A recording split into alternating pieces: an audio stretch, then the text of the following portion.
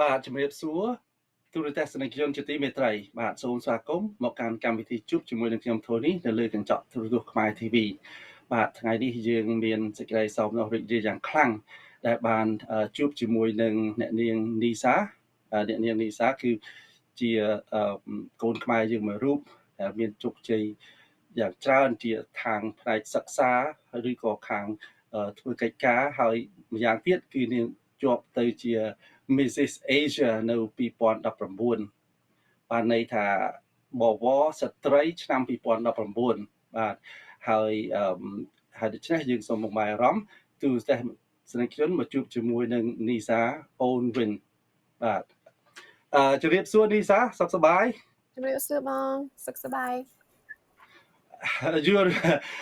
Before we going to start here, I want to read your bios a little bit to our audience, so that way they kind of like have an idea a little bit about you, and then we're going to come back and we're going to talk a little bit, okay? So I'm going to read in English, I guess, because it's going to be difficult for me to translate.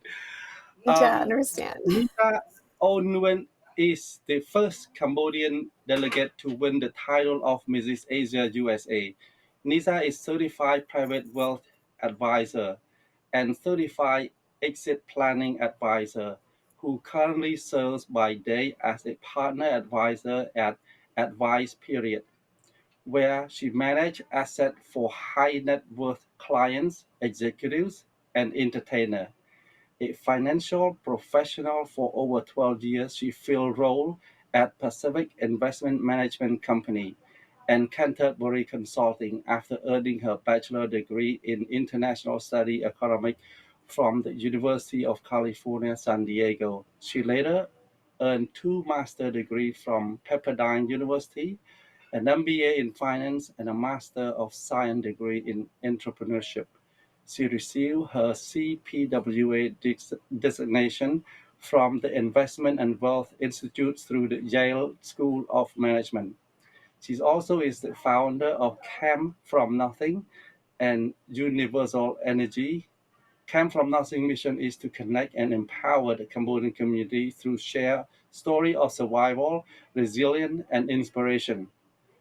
Universal Energy is dedicated to holistic healing practice and tool to promote a healthier lifestyle. In addition to her professional role, she's a wife, mom of 3 young girls, and a mompreneur who founded the educational YouTube channel Aspire to Be. Aspire to Be raise awareness about career among children through fun, kid-centric content through videos and blogs. Aspire to Be help young children and their parents identify their interests and envision a future in the world of work. Wow, it's a lot. Bachelor, 2 master, and right now you are with a wealth management firm. So it's like it's a lot here through a bio. I mean, the bio you probably trying to really shorten out, but it's still not short. It's really good. There's a lot of information and a lot of things you've done. Before we go Thank you into so much. the current time, yeah, before we start the current time and your future, your plan on the future, I'd like to know a little bit about your background. Where did you born? You born here in the state or born in the Camb or in Cambodia? Yeah, great question. My parents obviously escaped from Cambodia back in the 1970s and settled in a refugee camp in the Philippines for a few months before being settled here in the United States. So I was actually born in a very small town in Utah called Logan, where predominantly we had maybe 99% Caucasians, and most of them also were Mormons. So for me, it was a unique experience in that I was one of the very few Cambodians that also were Buddhist at the time. So I definitely felt like I was very unique or different from the majority of the population at the time. Yeah. So when you go to school, I guess since you're born in the States, so you probably don't have any problem going to school. But I'm pretty sure that when you are in the junior high or high school, they probably gonna see that you're an Asian. Is there any issue with you then? Is any pick on or any something like that?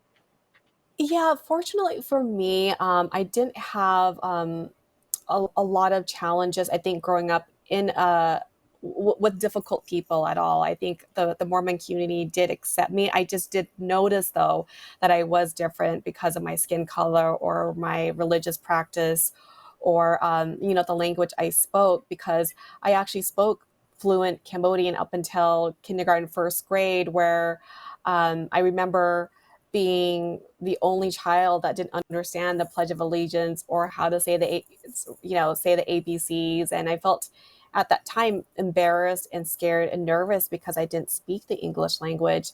But I will say that and admit that the Mormon community in Utah did welcome me with open arms and were very kind. But I knew for a long time at an early age that I was very different, and felt disconnected from the rest of the Cambodian community because I had a very different skin color or spoke a different language or ate different food.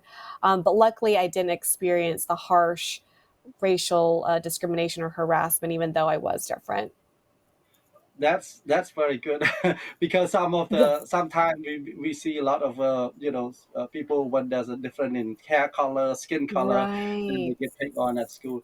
What about your high school year? You kind of like really smart and going to a good university at the time, or Yeah, so I think at an early age, I knew that my parents could afford to put us in any recreational activities, right? My mother had four kids. I was the oldest. So I knew at an early age that I wouldn't be able to go into private gymnastic lessons or sports lessons. And so, because of that, I decided to focus a lot of my energy into academics.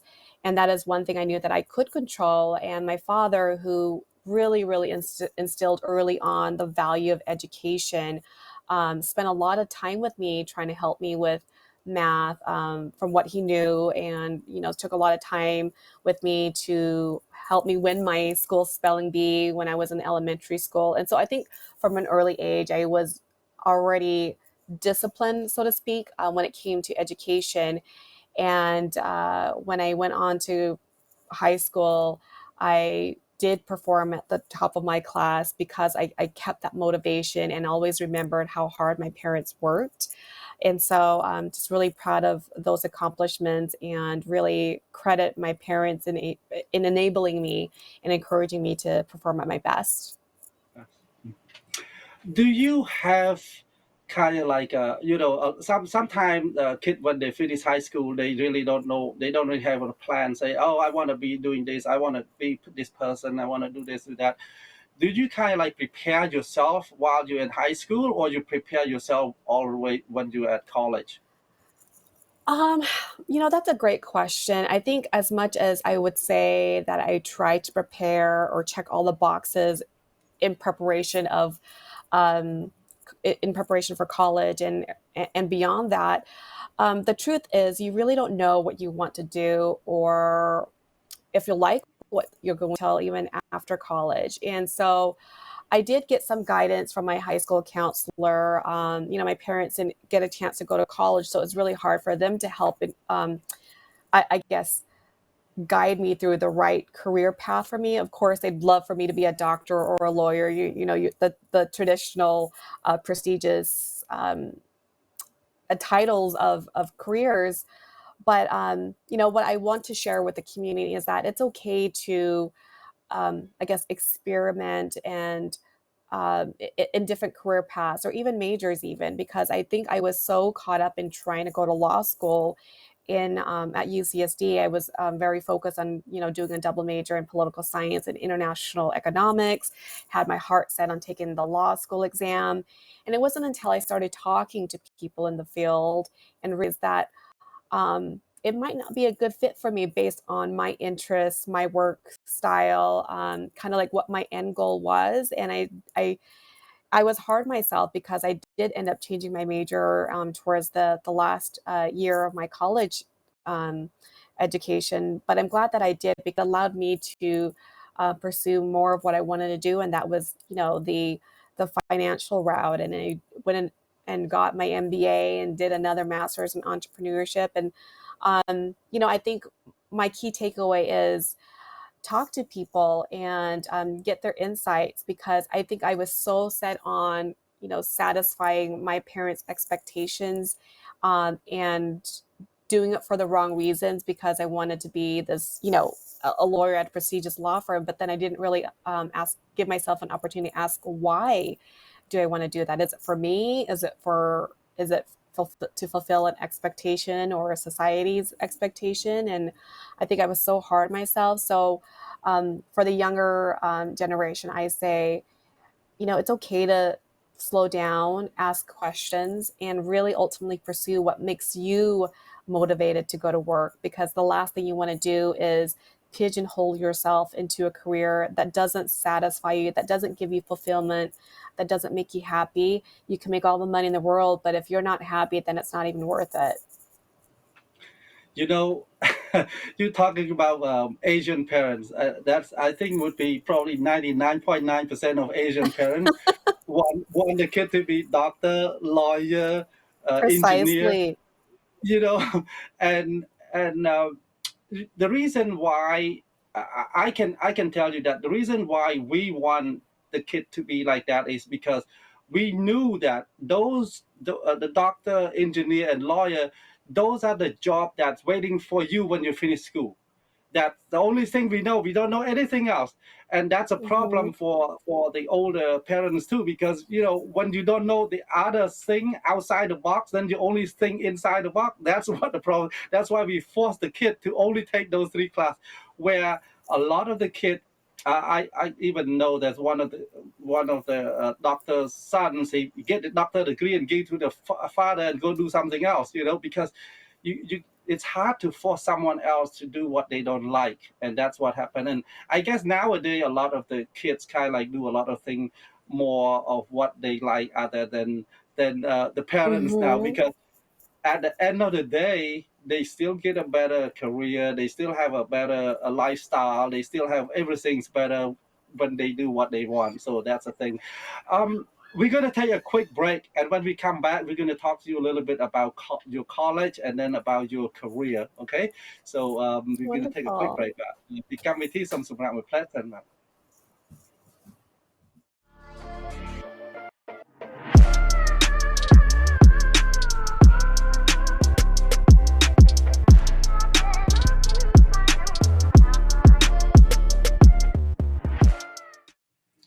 បាទសូមស្វាគមន៍ត្រឡប់មកវិញបាទNisa ពេលទៅ when you're in college you definitely have to communicate with the people all around you, including your counselor and everything, in order to kind of like guide you toward your goal, toward your what you want to do, other than what your parents want to do. Right. When you take, yeah, when you take the course, when you feel that okay, you have to change course from whatever your parents to do and then do something else. Do you feel that is it easier than when you want to do this and someone else just try to pull you this way, Divert you. it's kind of Yeah. yeah, pull back and forth. So when you get to what you want, do you feel a little bit more easier, a lot more comfortable? I think initially, because I had to switch majors, it was a little bit more difficult because I had to take additional classes to fulfill my major, right? But I think it actually was more enjoyable because I actually liked the material, and it actually was easier because I was more enthusiastic about going to classes and more enthusiastic about reading the materials. Whereas I think before I was trying to just check the boxes and just complete as fast as I could without really enjoying that experience. And I think that's so important in college to be able to take advantage of those moments as a college student and really take in and soak in all the things that your professors are teaching you, and not encourage everybody to rush, rush, rush, which was my mentality, right? I think being the oldest child, you shoulder this weight of responsibility to get out into the workforce early to help generate money. And so I felt that pressure early on. But the moment I started really focusing on the majors that I wanted to do, specific to finance, I felt like I was more, like I said, energetic and excited to go to class. And I think that's so important because, like I said, you want to pick a career that's going to be something that you're going to be excited about every single day, right? You don't want to wake up every Monday morning and dreading having to go to a job you don't like. So it is okay to make a couple of shifts and always at the end of the I agree with day, that. think about what makes you happy. I think that's right because when you do something that you like, it seems a lot easier than you do something that you don't like, right? Yeah, Exactly, because when exactly. you love to do something, you kind of like you sacrifice yourself a lot, and it seems a Hmm. lot easier too. Yeah. You have two master degree. One is finance, and one is in science. Which one come first? The science first or the finance? Yeah, so I did the MBA.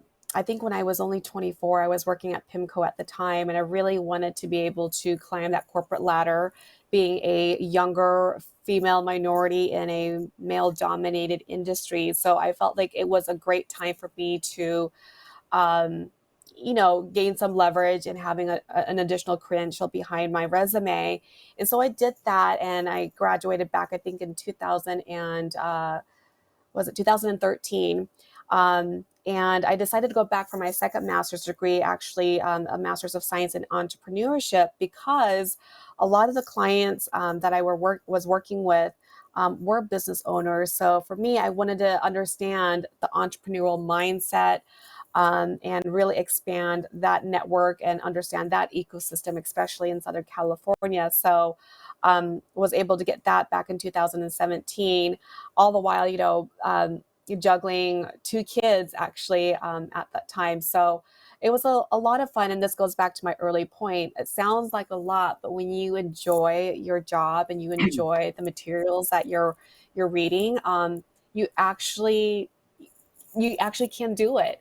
You do force yourself to set some time on the weekends to, do the group projects and study for your midterms. But this is all practical stuff that you can take with you. So for me, it wasn't dreadful, so to speak, as if I had taken other classes in my earlier college days. But I really enjoyed a lot of the material that I learned from my both my MBA and from my master's in entrepreneurship. Wow, I mean the two master degree, a bachelor degree, two master degree, master in finance. So it's really like a handful. It seems like a lot of work plus the two kids. I want to Right. know a little bit about your work, wealth management. I don't think that I think I don't know, but I'm talking to a young, older generation of Cambodian probably don't know much about wealth management. Can you tell me a little bit about your work at, wealth management? What is that advisor period, right? Yes, absolutely. I would be delighted to. So I think I could probably relate to so many people watching this, and that, I come from a very humble home. My parents were survivors of the Khmer Rouge genocide that took place in the 1970s. And having seen them work really, really hard in the early years when they settled here in America, left an impression for me that I wanted to help other people protect their hard-earned wealth. So over the course of my career, I've definitely had experience in managing their investments, whether it be stocks, bonds, alternative investments. But it goes beyond that, in that I help them with estate planning, tax planning, retirement planning, insurance planning. So the whole gamut of wealth management needs and services. And I didn't really understood what that all meant initially early on, or why would people want to invest? Is it too risky? And then I started familiarizing myself with, a lot of the numbers and the different types of investments, why or why it might not make sense. So, every client's unique and different, and that's why I love my role in that. I don't put my clients in cookie cutter models, or nobody has the same exact portfolio. It really does come down to every client's financial goal, how much they want to live off of in retirement, how much their estate is, like all those things I take into consideration when developing a financial plan for them. So, in some essence, in some ways, I feel like I'm an extension of their family in that, you know, wealth is so much of a family's identity and personality. So I feel a lot of responsibility to make sure I follow and protect their wealth and make sure we stay on track with their financial plan. So I'm really involved with a lot of my clients and you know, really happy to be so close to them because I understand it's so important. Protecting every dollar is very important coming from someone like me who came from a humble home. So basically, you take money from people and then make the money grow, or another word like, gain interest, or in some way to make it more money. So but use the money to make money rather than have them work harder than normally in the old days. Precisely. Yeah, because I think in the older Cambodian, we, I mean, we don't really know much about using money to make money. But I think probably the Hmm. younger generation now, they know a lot about, especially you. You even not just know, but you also manage and doing a lot of work for many other people. Because if you have, let's say, $1 million or something, then we can give it to you, and you can take $1 million, and then you can use that $1 million to do a lot of things about. Put it into stock and bonds and real estates and finance and Hmm. insurance and whatever it is there, that can actually gain growth, that we don't have to do anything because the money kind of like build itself, and a few years later it Yeah, get more, right? exactly. I think growing up too and seeing my parents, I think for so many people who are unfamiliar with what wealth management is, we have a tendency to just keep everything in cash. It sounds like the natural, safest thing to do. And what you'll realize is actually keeping just cash. I mean, there's a certain amount of cash that you should always keep on hand for liquidity reasons, right? To pay your expenses and your bills. But if you have a larger chunk of cash that you might be keeping under your bed or in a bank account, you're actually hurting yourself because of the inflation rate, right? We expect that inflation rate to be north of 2-3% going forward, and potentially higher depending on how fast the economy heats up. And what that means for you is that you actually lose money just by keeping in cash, right? Because the purchasing power goes down. Everything else is now becoming more expensive, right? You're seeing already with oil, with gas, with food, with services, even. I mean, everything's going up, and you keeping cash, it's not able to keep up with the rate of inflation because the money market or savings rate for some of these accounts are less than 1%. So, for clients that have longer term goals to want to protect and grow their wealth, that's when you need a wealth manager like myself or anybody else that has qualified credentials to help you assist you with that. It is not something I would recommend you do solo or on your own unless you've gone through the education and training and experience to help grow and protect that wealth. Sounds really good. I know, if you keep money in your hand, let's say that $1 you used to be able to buy, let's say, a hamburger. Now hamburger go $1.20, then you're short usually. Well, I want to ask Precisely. you. I want to ask you, without going really deep into your knowledge, so that it doesn't cost us money. I want to ask you a really quick. I don't. Right now, it's a free advice, so it's just a quick thing. uh, what is your recommendation to have cash in hand, um, instead of, let's say, you go use it for an investment, a minimum cash in hand? What do you Yeah, what do you I recommend? would say the safe guideline, and this is not for every client, but the safe guideline I would say to have at least 6 months of expense, 6 months to 12 months of expenses on hand, just for emergency or liquidity, right?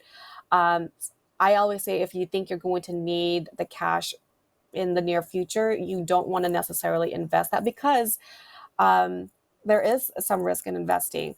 the risk obviously is very different from investment to investment, which is why, someone like myself would help you navigate through the best type of asset allocation for you, right? What is the best mix of stocks versus bonds versus real estate or alternative investments for you based on your income, how much you spend per month, what your financial goal is, your retirement date, your tax situation, all those comes into play when we define what is the best mix of investments for you.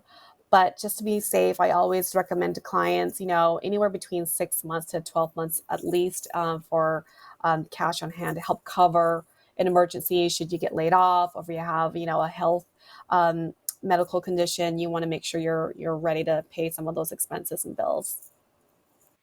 Sounds good. Thank you very much. So now we come to the end of the second segment, and we're going to take a quick break. And when we come back, we're going to continue to the third segment. Thank you. ពីកម្មវិធីសូមសម្រាប់មួយផ្លែសិនបាទ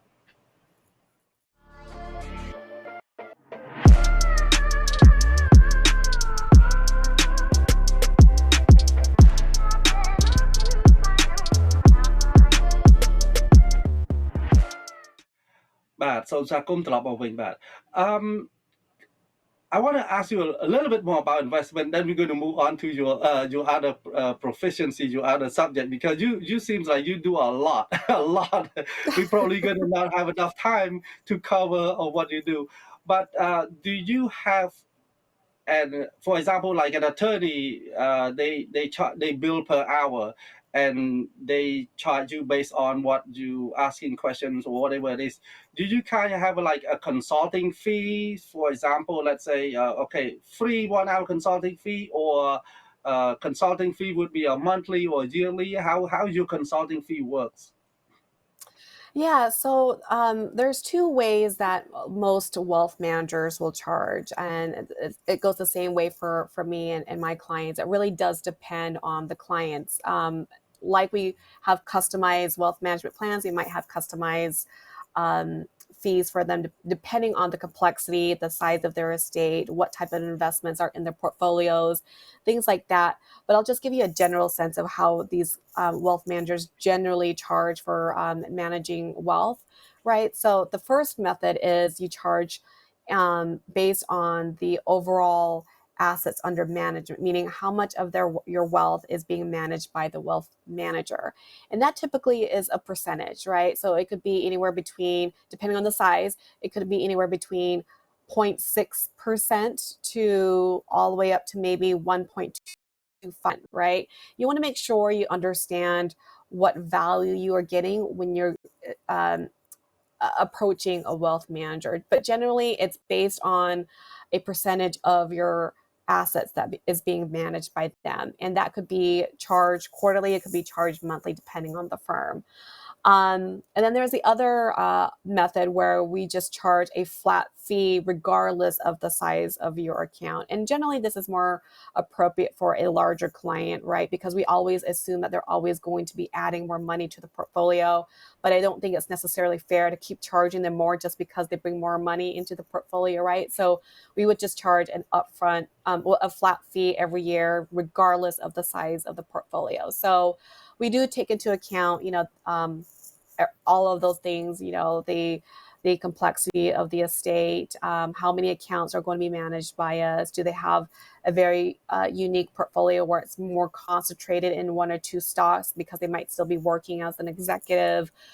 So things like that we'll take into account. So it's hard to give you a very direct and perfect answer, but it is a depend answer where it does depend on the client's unique, situation. Well, I think the percentage, that's the great answer already. I want to Mhm. ask you, you also have, what was that, the a founder of a camp from Come from nothing, and nothing. then another one was Uh-huh. Young University. What are those, and how you associate with that? How do you start that?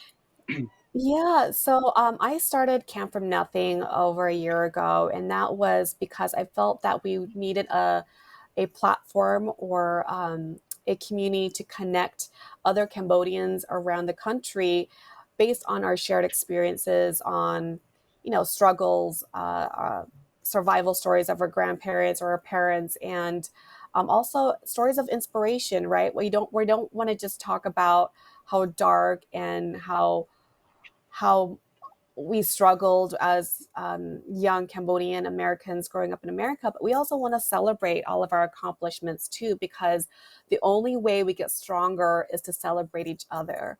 And that was one thing I felt that was missing growing up is I didn't know too many Cambodians that were sharing each other's accomplishments and stories. And me being the title holder for Mrs. Asia USA, I also want to represent the Cambodian community as stronger, inspiring. We have so many stories to share, and I think our unique experiences actually make us that much stronger, right? Because we've been able to overcome a lot of those uh, adverse challenges growing up. And being a mother of three, which is one of the reasons why I participate in the pageant, was to show my daughters that regardless if you're a mother, regardless of your economic status or your background, regardless of how old you are, I think you should be strong and beautiful in your own right. Beauty doesn't come in you being a 5'11" skinny model with blonde hair, blue eyes. I wanted to show my children that, hey, mom can work, mom can run a business, mom can be older, and she still feels beautiful and confident. And I think that is so important too, is that, beauty goes beyond just what's on the outside. It's the substance from the inside. And I, really, really want to empower other Cambodian women, empower the younger Cambodian generation, and let them know, hey, I may not have experienced the racial discrimination and harassment, but I did feel many times insecure about my capabilities and strengths being a colored Asian minority in a very Caucasian community. And I didn't understand English as my first native language either. So, and I did feel, pockets of disappointment and shame because I didn't have the nicest clothes and the nicest shoes. But hey, you know what? I look back and say, gosh, I am so glad for those experiences, because now that I have those things, you appreciate it so much more. Rather than having it handed to you, I think you don't always live life with gratitude. And I think for so many of us, we are such a beautiful community of hardworking people with beautiful souls. Thank you. You mentioned a little bit about being a Mrs. What is that? Mrs. Asia 2019, right? How? I Hmm. mean, you have how many kids do you have before you go into the competition? Is that two or three already? I actually just gave birth to my third daughter when I submitted my application. So it was Wonderful. wild. I mean, how can you do that? Because it's one is the baby's in hand, and then you have to be pretty. You have to go to the competition. You have to do a lot of things. I'm pretty sure they have swimsuit, they have evening gown, and a whole bunch of stuff, right? So I mean, how Mhm. do you do that? Because this is a lot of work already with the kids and the job, and then you go compete with the Mrs. Asia. That's Yes, unbelievable. thank you so much. I have to honestly give a lot of credit to my husband because, yes, I was juggling a full-time job as a wealth manager and three children, and competing for this pageant. And so a lot of my weekends were spent away from my children for a couple hours a day. But my husband was able to support me and take care of the kids when I was out at rehearsal.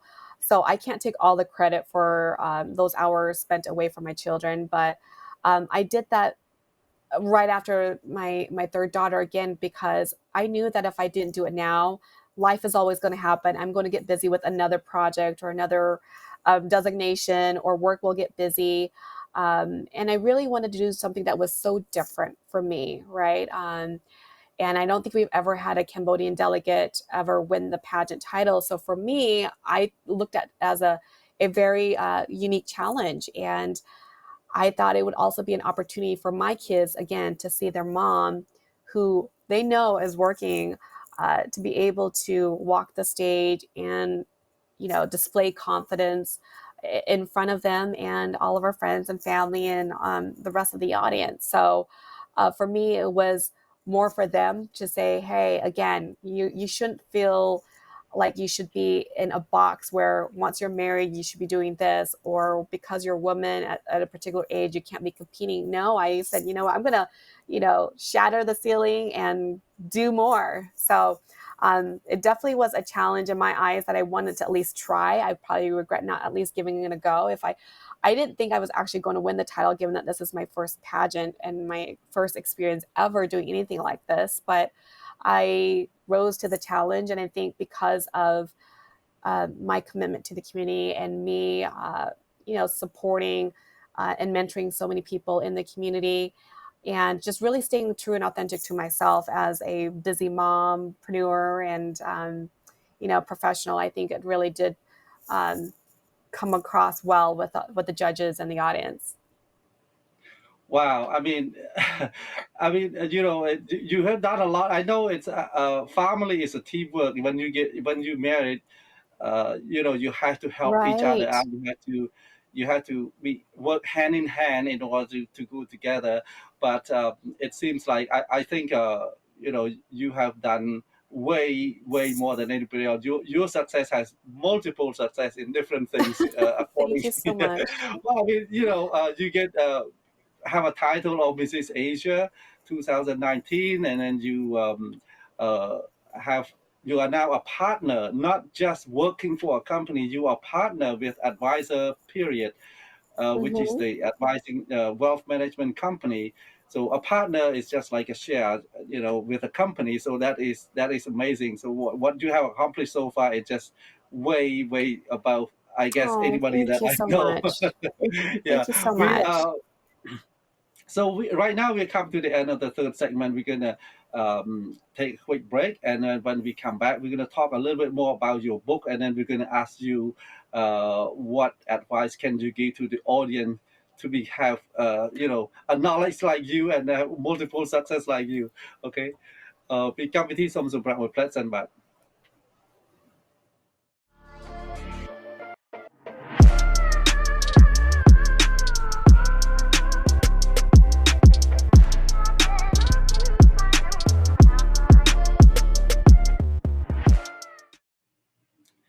បាទសូមស្វាគមន៍ត្រឡប់មកវិញបាទ Nisa, you also work with the children. Actually you wrote a book, and you also have a YouTube channel. So what made you think or come up with an idea of going to another direction? So this is going from wealth management to writing books and having a YouTube channel. So it's like the other side. So I mean, you already have your hand full with three kids and works and everything else. Now you create more work for yourself. So Yeah, what no, made you go to those direction? that's a wonderful question. Actually, Aspire to Be is something so special to me because that is the one of the most memorable bonding opportunities that I have with my children, right? It's a YouTube channel where three of my children can get dressed up and we educate other kids on the different careers all the way from A to Z. So for me, this goes back to being a being the oldest child in a Cambodian family, not knowing kind of what career path to go to, what makes sense, what type of schools do I need to go to pursue that particular career, or what does it entail? Um, and so, what I try to encourage my children from a very early age is you don't need to be setting these expectations or pressure on yourself to be a doctor or a lawyer or any other profession that your parents might want to, um, encourage you to be. But I think it's important for you yourself as a child to explore what interests you, what makes you happy. And so, in addition to that YouTube channel, which helps educate children about the different types of careers in a fun way, I also wrote a book which is available on Amazon called Aspire to Be. And through the pages, you can explore the different types of careers that start with each letter, and each page rhymes. So it's a fun way to um, introduce kids to the different types of careers that you might not even know of. Because I know from an early age, I all I knew was lawyers, doctors, and those were kind of like the expectation, or maybe an accountant. But I didn't know, veterinarians, or what did zoologists do, or what did gemologists do. So it's really just nice to allow kids to explore at an early age, again, so that they feel like they're going to be equipped to take the right classes, or go to the right schools that are most well versed in that particular career profession. So I actually don't look at it as another project to do. I think it's just a great opportunity for me to bond with my children, and they love it. So this book is certainly dedicated to my three daughters, and at some point we'll probably resume some more videos on YouTube in a more fun and educational way. But it's just a great way if you're trying to introduce your kids to the different letters and the alphabet, to do it in a way where you're also introducing them to the different career types as well. Sounds very interesting. So it seems like your kids inspire you to write that book and to create the YouTube channel. Absolutely. Absolutely, Yeah. and kids are so different, right? You hear it all the time, like, my oldest child, she thinks she's going to be either an architect or a software developer, or my middle child, she thinks she's gonna be a YouTube star. We'll figure that one out later, and my youngest daughter, we'll see what she wants to be. So, I think everyone has their own personality and interests, so, this gives me an opportunity for me as a mother to also figure out what they wanna be into, so I can support them in the right tools or classes, or uh, people to connect them to help mentor them as they get older. But I always say it's never too early to explore. If you wait when you're an adult to change careers, it's obviously certainly harder to do that. Whereas if you're a child, or a teenager, you still have time to figure it out. Don't force yourself like, oh my gosh, I got to be a doctor or a lawyer at a very early age. It's okay. It's okay to see what sparks your interest. I think it's a great idea to kind of like expose the kids to more choices, so that way they have choices in life. They can choose all different things because it's like I told you earlier, Asian parents doesn't know too many doesn't know there's other choice out there. Mm-hmm. We only know Mm-hmm. doctor, Mm-hmm. lawyer, engineer. So those are the three things that we Precisely. know.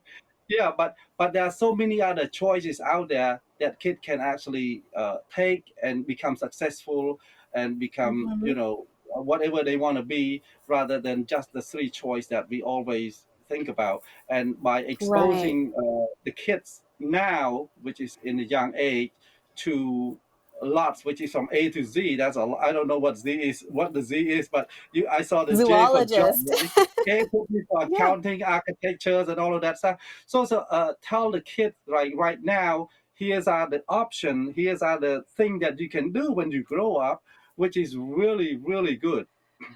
Exactly, exactly. And I think, it's less stressful for kids too, because I think when we only give them a few options to pick from, it puts a little bit of unnecessary stress, and they might not be interested in the classes. And I found that, like, I was surprised. I think we did I for investigator. My daughter loved being an investigator, searching for clues, and figuring out the who, why, what, and where. So that might be another option, right? And I didn't know, like, that wasn't a career profession as well. But investigators are really, really important. So, um, we're hoping to build upon this idea and do some more videos, and potentially I'll do another book as well, to add to this as well. But it's been a lot of fun, and of all of my mini projects or personal projects, this is one of my favorites. That I think it's even my favorite already. I probably don't know a lot of those in the book anyway. I'm probably going to buy a Yeah, few of them and use it for myself, and then maybe give some to my niece and my yeah. uh, Let me know. yeah. I'll let you. I'll send some to you. Yeah, send me a link. I will buy some from the Amazon. So Oh, we'll um do. We'll do. yeah, our program is almost end right now. We run out of time. I know we did not cover much, but I think you have done so much that it's indescribable. I can see, I can Hmm. tell here. Um, do you have any advice to our audience out there that say, hey, you know what, you got to start with this, do this, or do this, do this, in order to navigate them from where they are now to be successful like you today and tomorrow. Absolutely. The first key takeaway is to really do what you love, right? I know it sounds so cliche, but it really is important to enjoy what you're doing because you do bring that enthusiasm and joy home with you. So don't ever feel like you have to feel the burden of fulfilling, let's say, your parents' expectations. I know not everybody might agree to that, but I think it's so important to encourage each other to pursue what it is that they want to pursue, right? And then I think that's why I started Camp from Nothing, is to enable us to connect to each other because we all like to do different things and we should support each other because our communities are small. The other key takeaway is don't be shy to reach out. I wish I was more active when I was younger in trying to connect with other mentors or business professionals because I will tell you, the older professionals are more than happy to share their insights and their guidance and mentor you as long as you ask. Unless you ask, they're not going to know that you need guidance or you need help.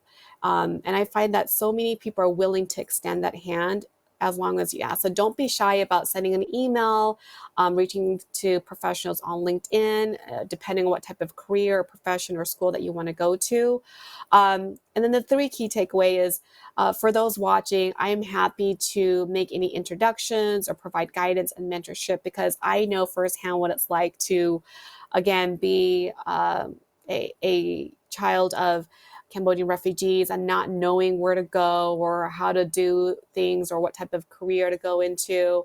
And I'm really happy to make introductions and connections to other professionals depending on what it is that you want to do. So um, don't be shy in reaching out to me if you have any questions. I'd be more than thrilled to provide some guidance and advice.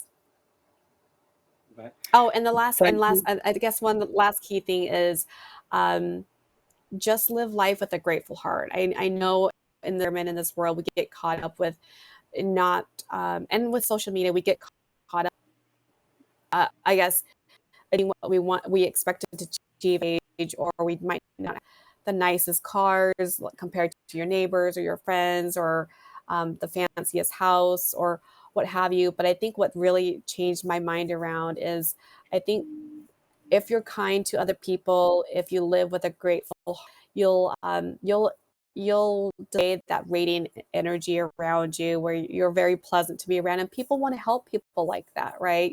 People with good attitude, an open mind, um, and you'd be surprised at what kind of at your door. Thank you very much. I think the advice is really, really good because I always think that the word ask, ask, is very, very important in life. If you have a good attitude, good self discipline, and you have a lot of knowledge, that will help you a lot in life, and that will put you into any step. And especially, never stop asking, because the only answer you'll get is yes, no, or maybe. They're not going to Right. kill you, they're not going to hurt you, they're not going to charge you. Well, if they want to charge you, they're going to tell you first. If they charge you and without telling you that, hey, you didn't tell me that you charged first. So that's a Right. law of the American here. Because if you don't have Mm-hmm. a sign that say, okay, cannot park here, then you can park, right? So that's Mm-hmm. the good thing That's about right. America.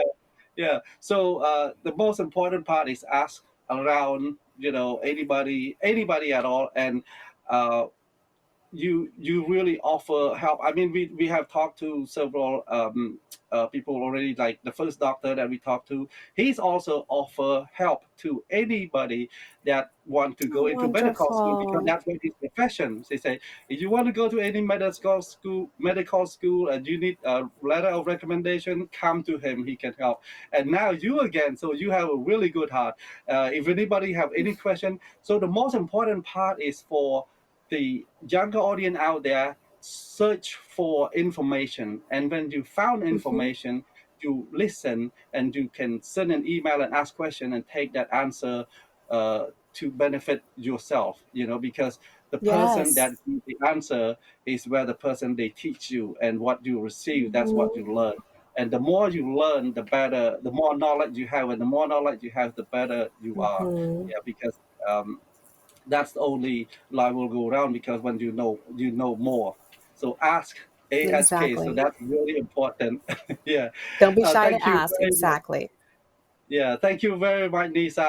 It's an honor to meet you Akon, today, and you're a very, very smart person, and you'll have a lot of work, so very busy.